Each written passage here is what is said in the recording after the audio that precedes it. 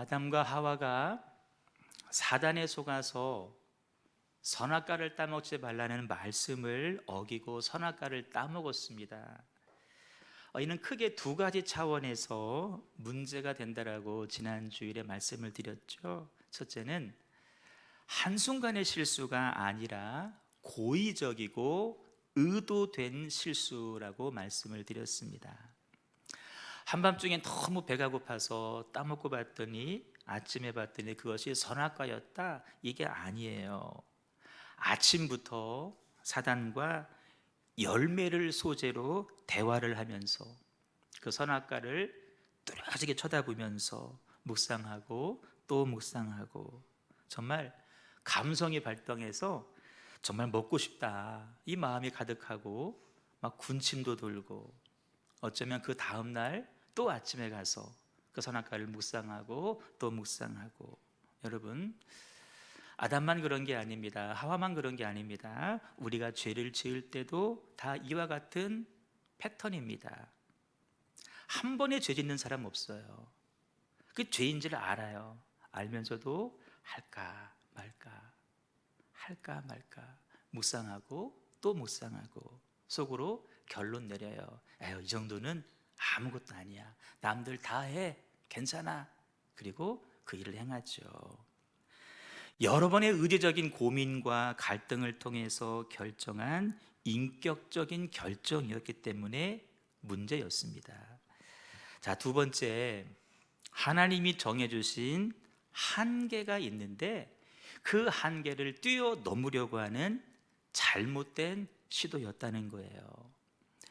하나님이 만든 모든 피조 세계는 그 자유를 제한하는 한계가 있습니다. 그 한계 안에 머물러 있을 때 우리는 그 자유를 누릴 수 있어요. 정하신 한계를 벗어나면 주어진 자유를 빼앗기게 됩니다. 여러분, 우리를 자유롭게 하는 것은 진리요, 진리는 하나님의 말씀인 줄로 믿습니다. 여러분, 말씀은 우리를 얽매이는 것이 아닙니다. 그 말씀 안에 있을 때 우리는 자유를 누릴 수가 있어요. 진리이신 하나님 말씀을 벗어나면 절대 자유할 수가 없다. 사람은 하나님 형상대로 지어진 존재이지 결코 하나님이 아닙니다. 다시요. 우리 사람은 하나님의 형상대로 지어진 사람이지 결코 우리는 하나님이 될 수가 없어요. 근데 사람들이 어떻게 했어요? 하나님의 형상이기를 거절하고 하나님처럼 되기를 원했어요. 그러다 보니까 그 하나님의 형상마저도 빼앗기게 되었어요. 오늘 장로님 기도하셨는데 하나님 형상을 회복하게 달라고. 맞아요. 우리는 하나님이 아니에요. 하나님의 형상을 닮은 존재예요. 근데 죄로 인해서 그 형상이 깨어졌어요. 예배 가운데 하나님의 형상이 다시금 회복되는 은혜가 있기를 주님의 이름으로 축복합니다. 아담과 하와가 어떻게 했어요? 다 넘어졌어요. 결국에 어떤 문제가 발생하냐면은 가장 먼저 하나님과의 관계가 깨어졌어요.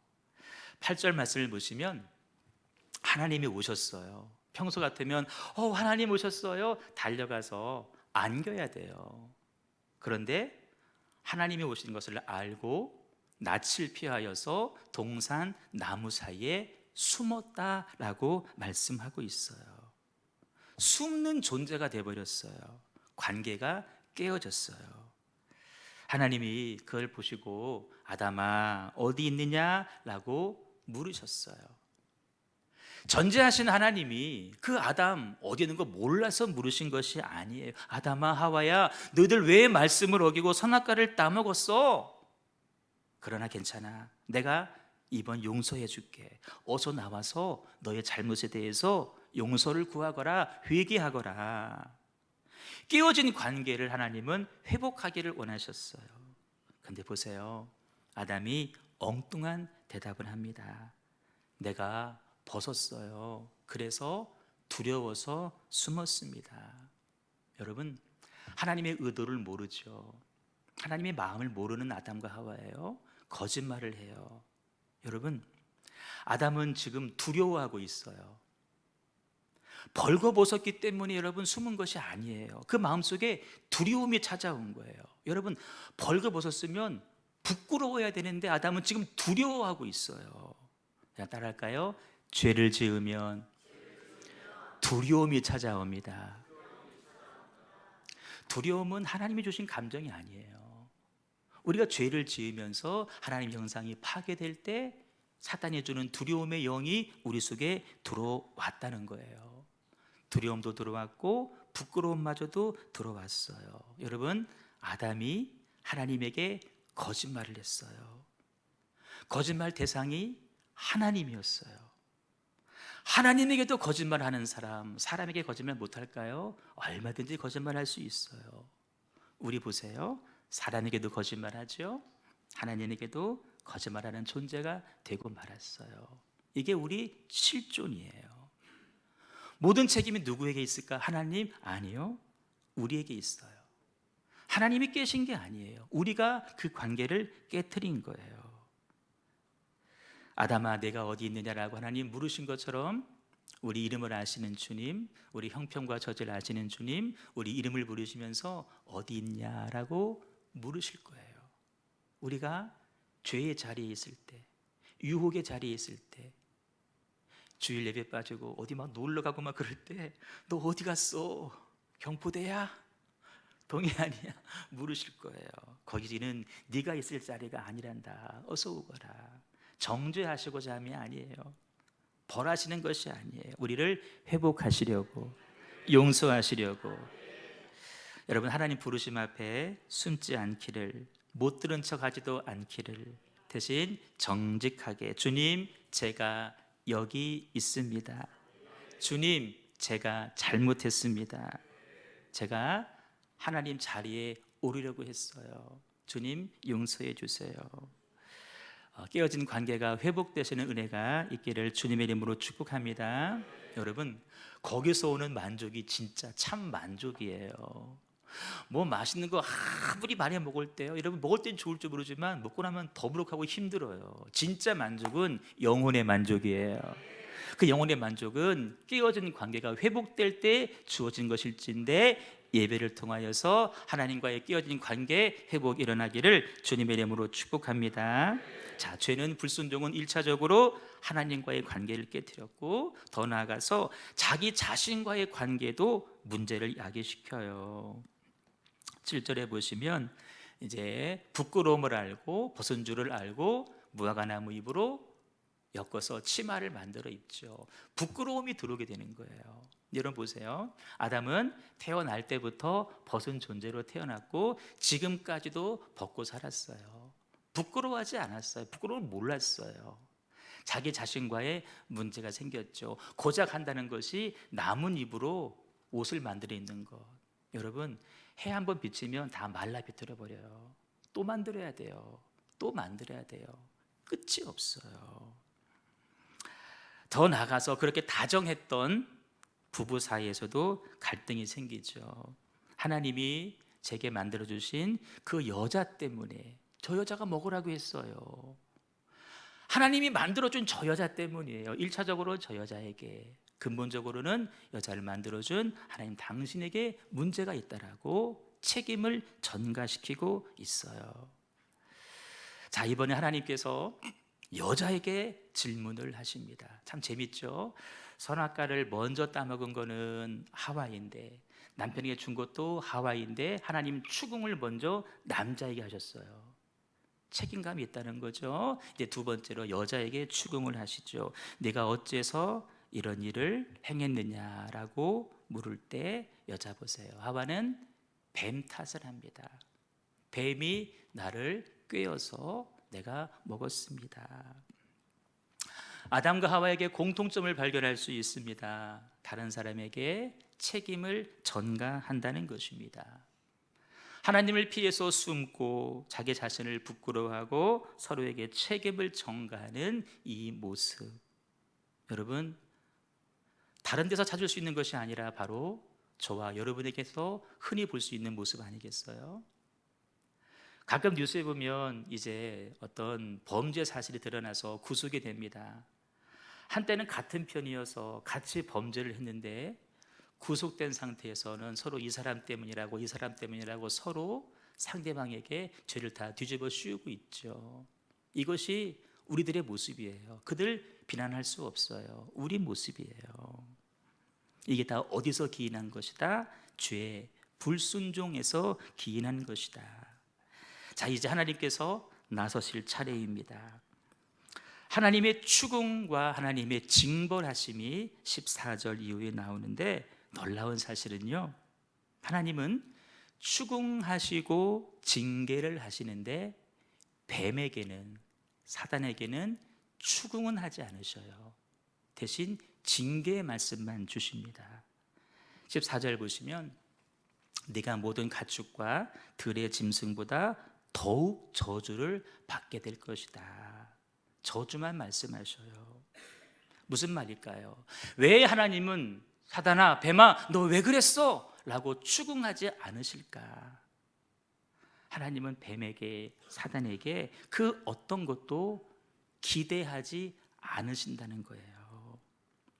자녀가 잘못된 길을 갈 때 부모는 마땅히 그 자녀를 책망하죠. 책망 이전에 너 왜 그랬어? 어떻게 된 거야? 너 어디 있었어? 라고 이렇게 추궁을 먼저 하죠. 목적이 뭘까요? 바른 길로 돌아오라는 거예요.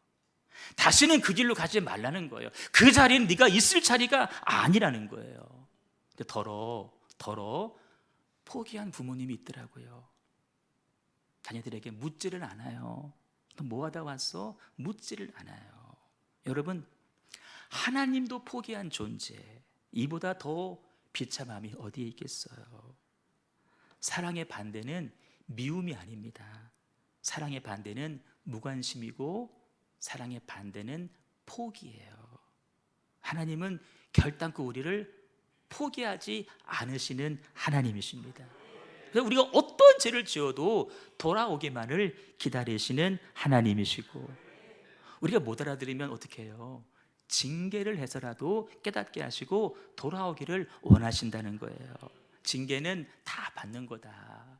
그런데 징계가 너희들에게 없으면 미안하다, 사생자다, 친아들이 아니라는 거예요.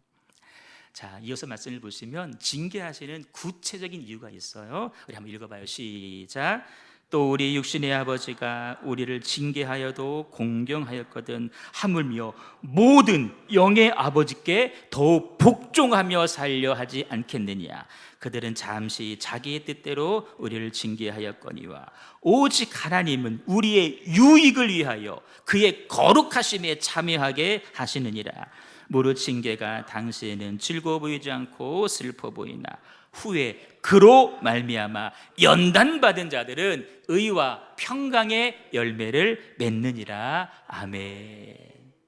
영이신 하나님을 더 잘 경배하라고, 하나님의 거룩하심을 닮아가라고, 삶 가운데에 죄의 열매가 아니라 의와 거룩함에 하나님 보시기에 합당하신 열매를 맺으시라고, 화평의 열매를 맺으시라고 우리를 뭐 하신다?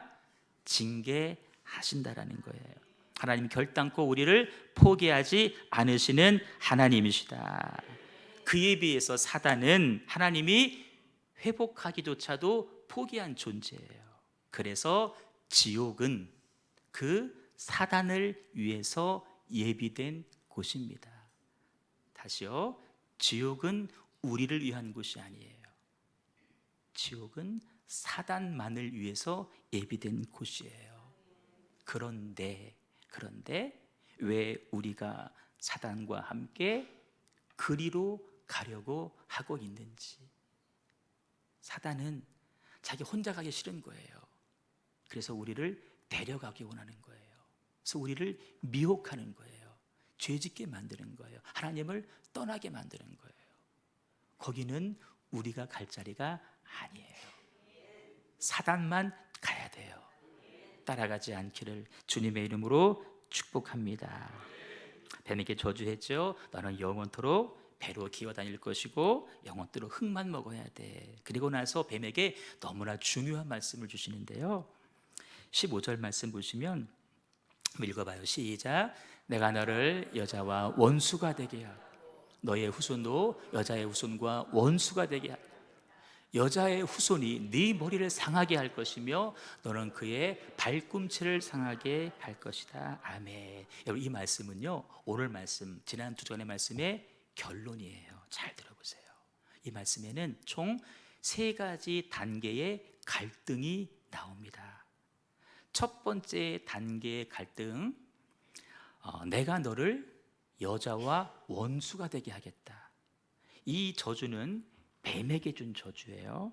여자와 뱀 사이에 증오심이 생기게 한다는 거예요. 그 이전에는 여자와 뱀 사이가 친밀했잖아요. 대화를 나눴잖아요. 이제는 서로 저주하게 된다. 여러분, 농담처럼 들릴지 모르지만 남자에 비해서 여자들이 뱀을 더 싫어해요. 그렇죠? 뱀 좋아하는 여자분 계시나요? 뱀 싫어해요. 지렁이만 봐도 막 싫어해요. 남자들은 막 뱀 소주도 마시려고 그러고 막 뱀탕 끓여 먹으려고 그러고 막 근본적으로 여러분 혐오심을 갖게만. 이거는 기초적인 갈등이에요. 자, 2단계입니다. 뱀의 자손과 여자의 자손 사이, 후손들 사이가 원수가 됩니다. 이게 무슨 말일까요? 경건한 후손들과 죄악된 후손들 사이에는 계속해서 긴장 관계, 갈등 관계가 일어난다는 거예요. 하나님은 온 인류를 이 두 부류의 사람으로 나누셨어요. 경건한 후손과 죄악된 후손, 사단의 후손과 하나님의 후손, 순종의 자녀들과 불순종의 자녀들, 빛의 자녀와 어둠의 자녀, 하나님 나라의 백성과 사단에 속한 백성. 세상의 기준은 돈 많은 사람, 돈 없는 사람, 배운 사람, 못 배운 사람, 예쁜 사람, 안 예쁜 사람. 그건 세상의 기준인데요, 하나님의 기준은 딱 이거예요. 너의 소속이 어디냐는 거예요. 소속이 어디냐. 이 둘 사이에는 갈등이 있을 수밖에 없다라고 말씀하시는 거예요. 빛의 자녀와 어둠의 자녀는 함께 공존할 수 없습니다. 예수와 벨라알이 어떻게 한 자리에 설 수 있느냐. 여러분, 이 시대에 종교가 타락했죠. 교회가 이 지구상에 있는 각종 이단, 미신, 잡신들 종교와 한 단에 서서 뭐 종교 화해, 종교 일치, 여러분 다 죄짓는 겁니다. 예수와 벨라알이 어떻게 한 자리에 설 수 있느냐. 함께 섞일 수가 없어요. 잘못 길 가고 있는 거예요. 갈등이 있는 게 정상이다. 예수님도 말씀하셨어요. 아버지와 아들과 아들이 아버지와 어머니와 딸과 딸이 어머니와 시어머니와 며느리가 시어머니 서로 분쟁할 것이다. 여러분, 이거는 인간적인 뭐 재산권 가지고 분쟁 그런 차원이 아니에요. 둘 중에 하나는 믿음의 사람이고 둘 중에 하나는 믿음이 없다고 할 때 그 둘 사이에는 갈등이 있을 수밖에 없다는 거예요. 그건 당연한 거다. 그런데 그런데 하나님께 속해 있는 줄 알았는데, 그런 줄 알았는데 저희는 아니었는데 내가 함께 있음에도 불구하고 그 어떤 갈등이 없다. 같은 정신으로 가고 있다. 여러분, 둘 중에 하나는 가짜라는 거예요. 그럼 문제가 있는 거예요. 갈등이 있는 것이 정상입니다. 우리는 죄악에서 경건함으로, 불순종에서 순종으로, 어둠에서 빛으로, 사단에서 하나님에게로 우리의 소속과 우리의 신분이 옮겨진 줄로 믿습니다. 여러분, 절대 과거로 돌아가시면 안 돼요. 주님 포기하고 과거로 가시면 안 돼요. 천주교도 하나님 믿지 않냐고, 거긴 참 편하다. 여러분, 거기는 구원이 없어요. 가시면 안 되는 거예요. 세 번째 갈등이 있어요. 여자의 자손이 내 머리를 상하게 할 것이고 너는 그의 발 뒤꿈치를 상하게 할 것이다. 사실 이 단계가 가장 중요한 부분인데 여러분, 정확히 아마 이해하기가 어려우신 부분일 거예요. 여자의 후손이 네 머리를 상하게 한대요. 그리고 뱀은 그의 발꿈치 정도만 상하게 할 거라는 거예요. 이게 무슨 말일까요? 사단에게 준 말이에요. 여자의 후손이 너의 머리를 상하게 할 거야. 하지만 너는 그의 발 뒤꿈치 정도만 상하게 할 것이다. 여러분, 이 말씀을 알려면 여자의 후손이 누구인지를 알아야 돼요. 적으세요. 여자의 후손이 뭘 말하는지를 알아야 돼요. 우리가 보통 누구누구의 후손이라고 이야기를 할 때에 남자 이름을 붙입니다. 뭐 세종대왕의 후손이다, 뭐 이순신의 후손이다, 뭐 남자의 후손 그래요. 우리가 뭐 박씨, 이씨, 김씨 할 때 박씨, 그분의 씨를 통해서 태어난 후손 말하는 거예요. 엄마를 말하지 않아요. 남자를 얘기해요. 그런데 여자의 후손을 말하는 거예요. 누구를 말할까요? 예수 그리스도를 말씀하는 겁니다. 예수님은 남자의 씨가 아닌 동정녀 마리아의 몸을 빌려서 씨가 아닌 성령으로 잉태하여서 태어나신 분이십니다. 왜 남자의 씨로 되면 안 될까? 남자의 씨는 죄가 있어요. 유전돼요. 죄인은 우리를 구원할 수가 없어요. 그래서 남자를 알지 못하는 성령으로 잉태하였어요.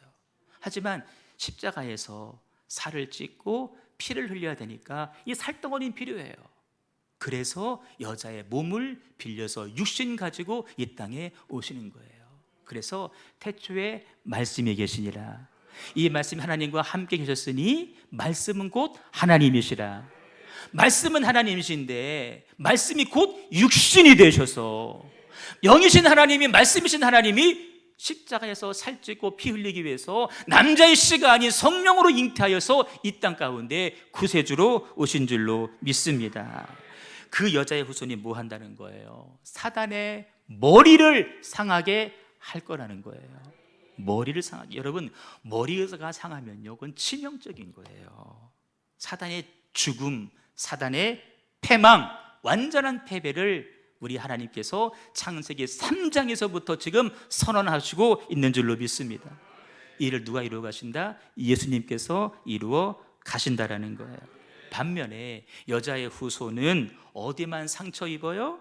발 뒤꿈치만 상처를 입게 돼요. 여러분, 발 뒤꿈치가 상처 있는 것은 그것도 상처라고 말할 수는 있겠지만 치명적인 상처는 결코 아닙니다. 여러분들, 나는 발 뒤꿈치가 매끈하다, 그런 분들 계세요? 뭐 확인해보지 않아도 다 발꿈치 다 갈라지고 뭐 그냥 난리일걸요 아마. 아니신가 이분들은? 발 뒤꿈치 가지고 뭐 따로 뭐 관리하는 분 있을지 모르지만 병원 가는 사람 없어요. 예수님 십자가를 앞두고 모진 고난, 상처 받으셨지만 그것은 발 뒤꿈치 정도만 상압을 입으신 거예요. 왜냐? 하나님이 그를 다시 살리셨기 때문에. 그러니까 이 말씀은 하나님이 인류 역사를 어떻게 이끌어 가시고 어떻게 우리 죄인들을 구원하실지에 대한 원복음을 창세기 3장에서부터 말씀해 주시고 있다는 거예요. 우리를 죄와 사막과 지옥에서 건지실 분은 예수 그리스도인 줄로 믿습니다. 그 예수 그리스도께서 지금 지은 죄로 인해서 지옥 갈 저와 여러분들의 영혼을 건지셔서 천국 백성 삼아 주신 줄로 믿습니다. 우리가 왜 예배를 드릴까요? 그 은혜에 대해 감사해서, 은혜를 감격해서 그 사실을 다시 한번 말씀 통해서 깨닫기 위해서 주일날 나와서 하나님을 예배하는 줄로 믿습니다. 자, 16절에 보시면 추궁에 이어서 이제 저주가 나오는데 먼저 여자에게 저주를 먼저 하셔요. 해산에 큰 고통이 따를 것이다 라고 말씀을 하시고 끝에 보시면 너는 남편을 원하지만 남편은 너를 다스릴 것이다 라고 말씀을 하시죠. 사실 이 말씀 우리가 잘 깊은 뜻을 알지 못하는 말씀 중에 하나예요. 생각해 보세요. 내가 남편을 원하는데, 사모하는데 왜 남편이 나를 다스릴까? 왜 그럴까? 뭔 말이야 도대체. 여러분, 우리 개역 개정 성경이 사실은 번역을 조금 잘못했어요. 바른 번역을 제가 소개해 드릴게요. 네가, 여자 네가 남편을, 이해하고 들으세요, 지배하려고 해도 남편은 너의 지배를 받지 않을 거다. 도리어 남편이 너를 다스릴 것이다. 이런 의미예요. 남자를 꼬여서 죄를 짓게 한 여자가 이제는 더 나아가서 남편을 지배하려고 해요. 지배하려고 해요. 여러분, 남편이 가만히 있을까요? 지지 않을 거예요. 뭘로 상대할까요? 힘으로 상대할 거예요. 폭력으로 대응할 거예요. 그래서 남편은 너를 다스릴 것이다 라고 말씀하시는 것이죠. 부부간의 질서를 말씀하는 거예요. 부부지간에 죄인들은 서로 주도권 싸움, 쟁탈전이 있을 것이다. 흔히들 말하죠. 남편과 아내, 결혼한 사람들에게 야, 초장에 잡아야 돼. 초장에. 그때 붙잡으면 평생 끌려간다. 초장에 잡아라. 들어봤죠? 초장에 잡아야 된다고. 혹시 여러분 부인들 가운데 남편을 지배하려는 욕구가 있다라면 미안해요, 타락한 증거예요. 결코 성공할 수가 없어요. 성공 못해요. 그 다음은 여러분 상상에 맡길게요. 이번에는 아담에게 주어진 저주가 나옵니다. 너 땀 흘리고 죽으라고 일해야 먹고 살 수 있어. 그리고 아담과 하와에게 가죽 옷을 지어주시죠. 나뭇잎으로 준비한 옷은 해 한 번 비치면 말라 비틀어 버립니다. 마르지 않는 가죽 옷. 더 깊이 가보면 인간의 생명에 대가가 치러져야 하나님 앞에 설 수 있다는 거예요. 누군가 피를 흘려야, 희생을 해야 설 수 있다. 그러나 짐승은 그 한 번의 죄, 그 한 사람, 그러나 예수님의 피는 모든 죄를, 모든 사람을 용서할 수 있는 능력의 피다라고 말씀하시는 거죠. 여러분, 아담과 하와가 타락하자마자 시간적 텀이 있는 게 아니에요. 하나님 즉시 계시로 말씀해 주고 계셔요. 뭐를? 구원의 원리에 대해서. 그리고 이렇게 말씀하시죠. 22절 말씀 같이 읽어요. 시작. 여호와 하나님이 이르시되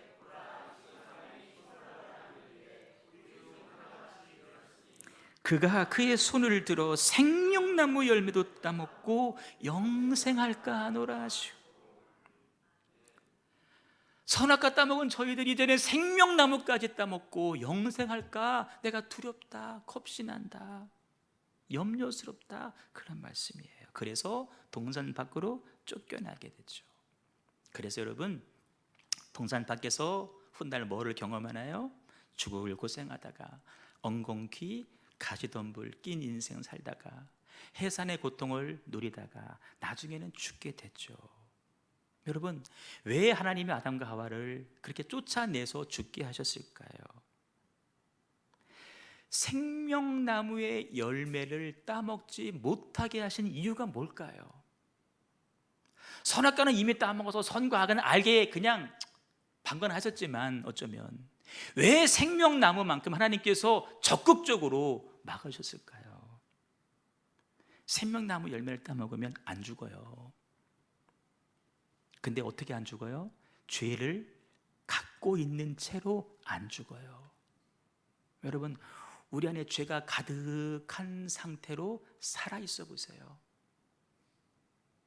그게 복이에요? 그건 저주예요. 그래서 죽음은 하나님이 사람에게 주신 가장 큰 선물이라고 어떤 분이 이야기를 했어요. 에덴에서 쫓아내지 않았으면 타락한 상태로 영원히 살 수밖에 없어요. 그건 복이 아니라 그랬어요. 그래서 하나님은 비록 너희들의 선악과는 따먹어서 선과 악은 알았지만 생명나무 열매만큼은 결단코 먹으면 안 되겠다. 동산 밖으로 쫓아내시고 그룹들을 시켜서 불칼을 두고 그 생명나무를 지키시는 거예요. 저것만큼은 먹게 하지 말아라. 왜 그럴까요? 인간을 죽게 하심으로 타락한 육신은 이 땅에 묻어버리고 죄 지은 육신은 이 땅에 묻어버리고 새 하늘과 새 땅에서 새로운 육신을 입을 수 있는 기회를 주시기 위해서요. 그 기회를 우리가 누굴 통해 얻을 수 있어요? 예수 그리스도를 통하여서 입을 수가 있는 겁니다. 말씀을 정리해요. 인간이 타락한 직후에 하나님의 계획, 하나님의 놀라운 축복이 예언되었어요. 사람은 타락했지만 하나님의 나라는 결코 무너뜨릴 수가 없었어요. 우리 사람은 하나님을 의심했지만 하나님은 여전히 우리를 사랑하고 계셔요. 우리는 하나님을 버렸지만 하나님은 우리를 결단코 버리지 않으시고 마침내 하나님의 나라를 이루어 가실 것입니다. 하나님이 패배한 게 아니에요. 하나님은 여전히 승리자세요. 인간은 잠시 패배한 것처럼 보이지만 하나님은 결코 우리가 영원한 패배자로 남아있기를 원하지 않으셔서 우리를 승리자로 바꾸어 주실 것입니다. 그 원동력은 우리가 예수 그리스도 안에 있을 때 주어질 것입니다. 간절히 소망하기는 예수님 안에서 참된 평화, 회복, 치유, 영생을 맛보시는 저 여러분 꼭 되시기를 주님의 이름으로 축원합니다. 우리 찬양하겠습니다. 쫓아내신 것이 하나님의 은혜네요. 쫓겨난 것이 하나님의 은혜네요. 죽는 것도 하나님의 은혜네요. 내 인생 가운데 여러 가지 부족한 거 많이 있고 아픔 많이 있고 상처도 많이 있고 이별과 헤어짐도 다 하나님의 은혜였어요. 그것 때문에 내가 오늘 지금 살 수 있기 때문에 그래요. 모든 것이 하나님의 은혜입니다. 하나님의 은혜로 내가 지금 서 있습니다. 우리의 믿음에 고백되어지길 소망하고 찬송으로 주님께 나아가겠습니다. 은혜 아니면 찬양이에요.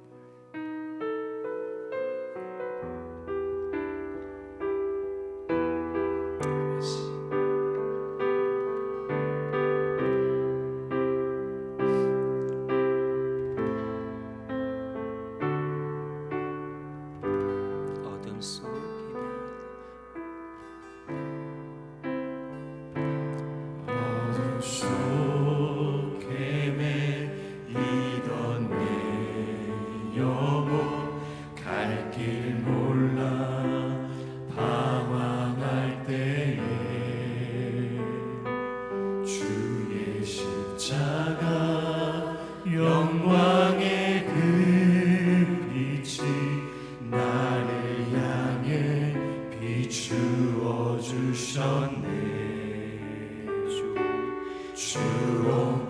주홍빛보다 더 붉은 내 죄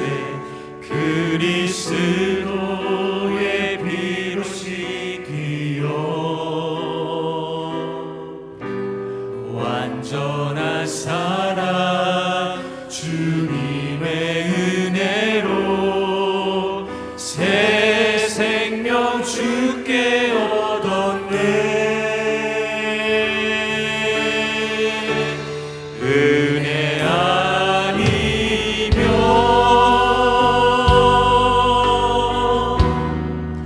나서지 못하네.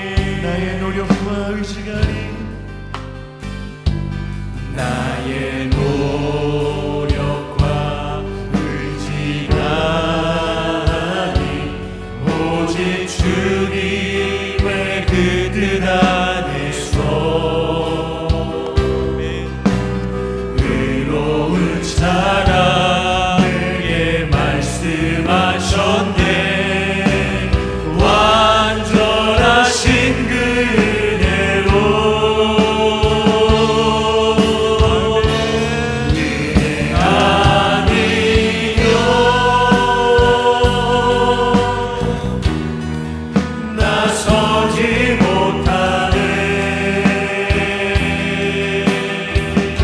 십자가의 그 사랑 능력 아니면 나서지 못하네. 은혜 아니면 나서지 못하네. 놀라운 사랑 그 은혜 아니면 나서지 못하네. 이제 나 사는 것 아니요. 오직 예수 내 안에 살아계시니 나의 능력 아니에요. 나의 능력 주의 능력으로 주의 능력으로 이제 주와 함께 살리라. 은혜 아니면 나서지 못하네. 십자가의 그 사랑 능력 아니면 나서지 못하네. 은혜 아니면 모든 게 주의 은혜. 나서지 못하네. 놀라운 사랑 그 은혜 아니면 우리 한 번 더 고백하겠습니다. 은혜 아니면 은혜 아니면 나서지 못하네.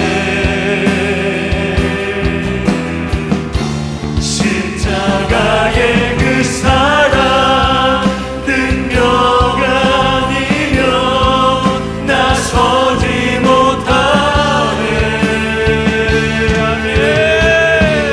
은혜 아니면 나서지 못하네.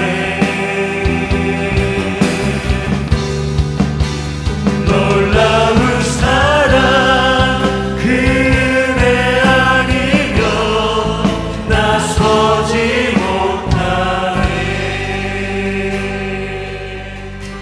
모든 것이 하나님의 은혜인 줄로 믿습니다. 여러분, 은혜 아닌 것이 뭐가 있어요? 다 은혜잖아요. 다 은혜잖아요.